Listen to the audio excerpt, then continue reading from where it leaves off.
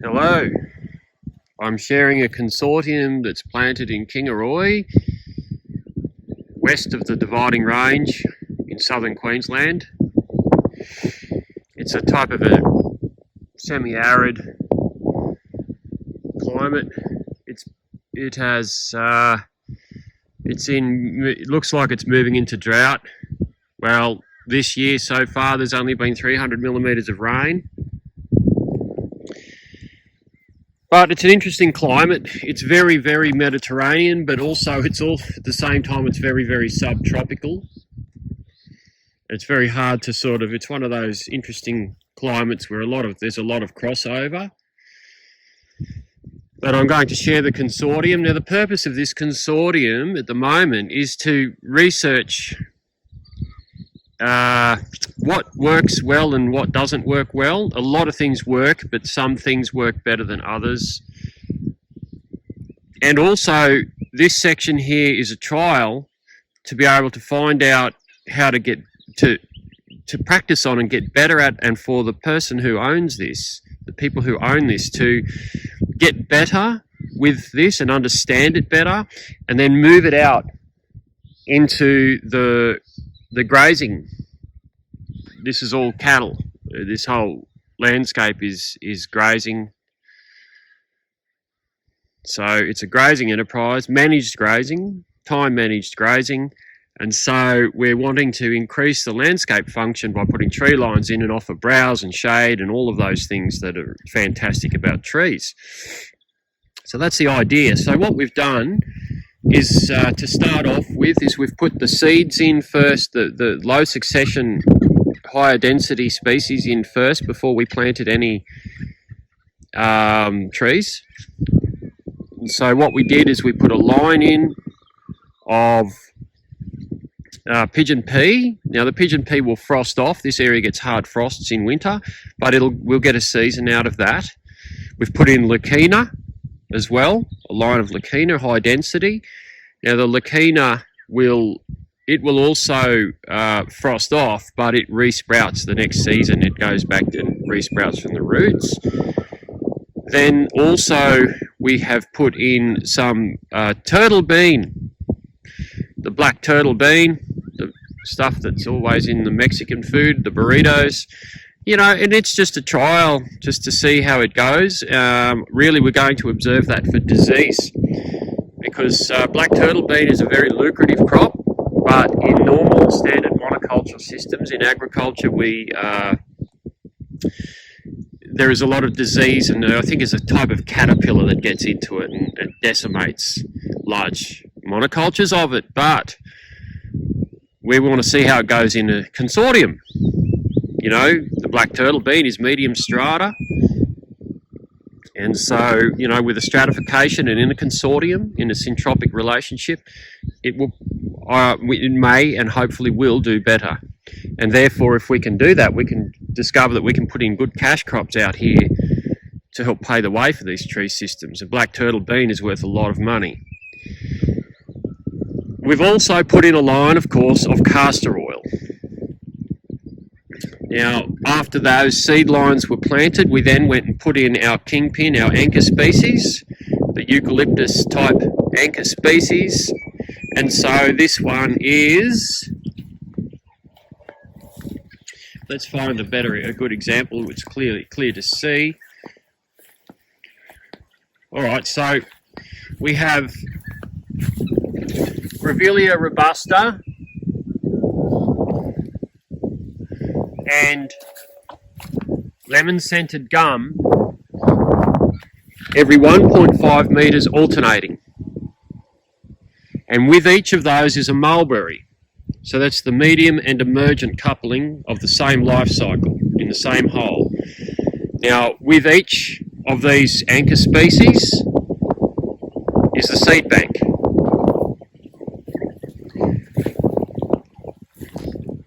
In the seed bank, we're getting every single tree species we can find with zero discrimination, but at the same time, we are conscious of particular plants that work well. But what's in there right now just what I could get from my seed collection, which is batwing coral tree, a couple of rainforest species like red bean and flinderosa. What else is in there? Tamarind. It's going to go well here. And Tipuana tipu. Yeah, and a few other things. But what we want to focus on and make sure we do get is the wild stone fruit, the wild peach. It's prolific around here on the roadsides. We also want to get white cedar, golden rain tree, jacaranda, poinciana, and of course every other tree seed we can get. There'll be many, many more to come. And eventually we'll bring in the fig, the Moreton Bay fig will be in here, and it'll go into high succession, and it'll be very, very shady, lovely, cool, moist, and lots of carbon in the soil and good soil. So anyway, in between each of these anchor species, exactly in the middle, is fimbriosa, Acacia fimbriosa, the Brisbane wattle, with a Tecoma stance in between each one. And that's another medium and emergent coupling, but it is a shorter life cycle than the lemon-scented gum. So it will do the leading, it will lead and pioneer the system, well, after the seed bank, after the high density, low succession seed lines take over. So first we'll have an emergence of pigeon pea and leucaena, etc. And of course the castor oil and the turtle bean. But after that cycle goes through of placenta 1 and placenta 2, we'll be getting this early secondary Tecoma stans and Brisbane wattle moving in, then being followed by, of course, these leading emergence of the lemon-scented gum and the Grevillea robusta. Now, in between each one of these, when we split again between, so we split the leading emergence, in between we have put the fimbriosa and the Tecoma stans, and then we split that again, and we've got saltbush here.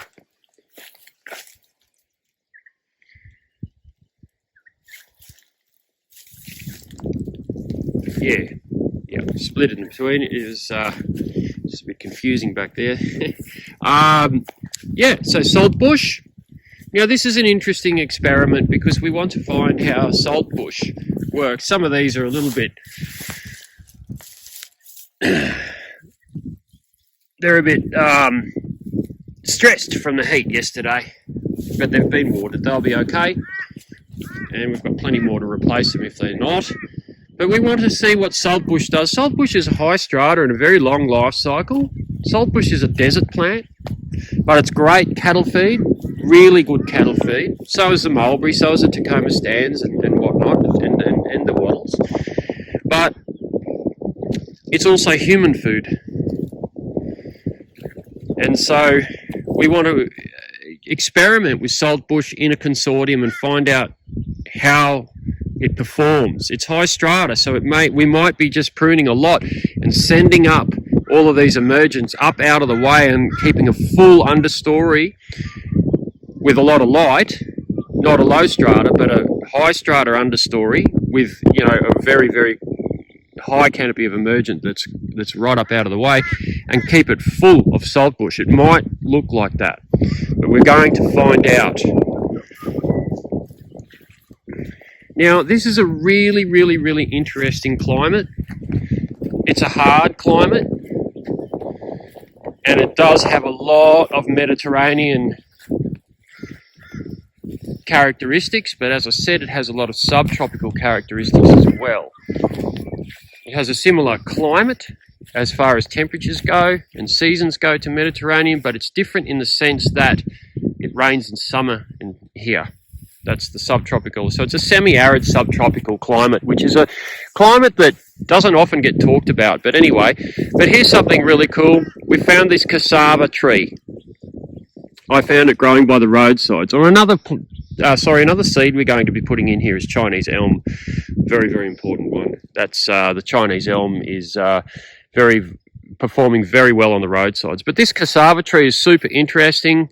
I found these trees. This is a bit wilted. I got it yesterday, but this species is going really, really well on the roadsides.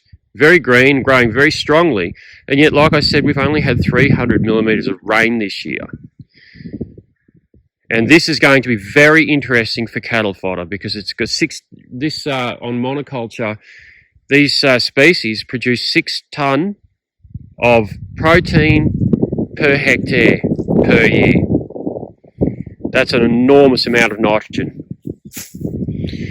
So that's an interesting one. There's more to learn here. We're going to just learn so much. We're going to keep playing around. I'll come back to this site and help manage and discover. Look at that.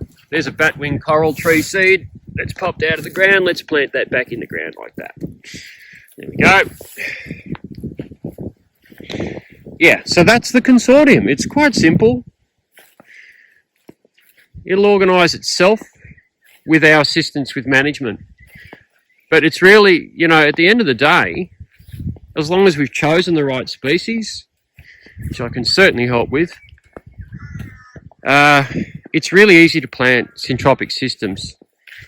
It gets easier and easier, syntropy, it really does. And this is like what I explained here is the full consortium, and I think that's quite simple.